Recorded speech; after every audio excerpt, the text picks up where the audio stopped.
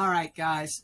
I want to talk a little about the May Kindle Vella bonus results because they are very disappointing to a lot of people, and certainly they were disappointing to me. As most of you know by now, they've slowed the rate of increase of the bonus. For previous months, they were adding $50,000 each month extra to the pool. So it was growing by $50,000 per month. In May, the pool only grew by $25,000. So they slashed it in half. That's a significant slowdown, especially because they already have a growing pool of authors and stories. Now, if you have more authors and more stories, but the bonus is growing more slowly, we all know what happens. Each writer gets less money. So we have to be more strategic. And we're seeing that in the results. They're not bonusing anywhere near as generously as they were. I have a really long takedown about this, and I'll give you a link to it with all my charts and all my results. But to give you a quick summary that you can quickly understand, let's look at what the change in my results.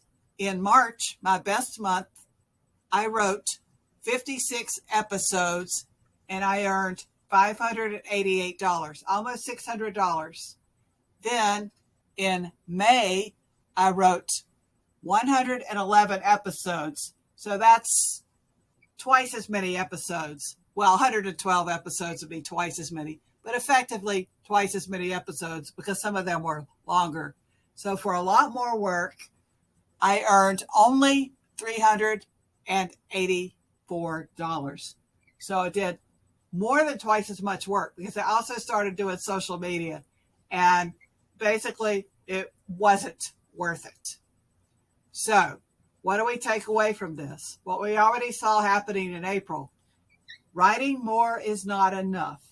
You've got to write targeted, and social media isn't worth your time because by the time you build up a large enough following on social media, the rate of increase of bonus is slowing down. And it takes time to build a following on social media. So by the time you've built a following on social media that comes and reads your Vella stories, it's too late. You've missed the boat. So that's not going to work. So what we've got to do now is figure out what does work.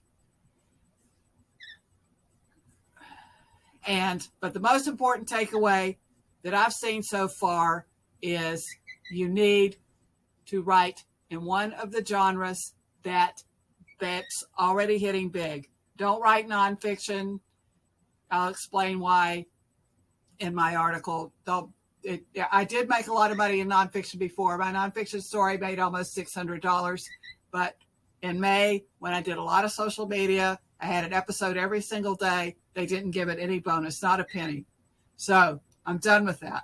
Why? Because nonfiction is not a popular genre, and they just don't have enough money for all the authors to give money to unpopular genres.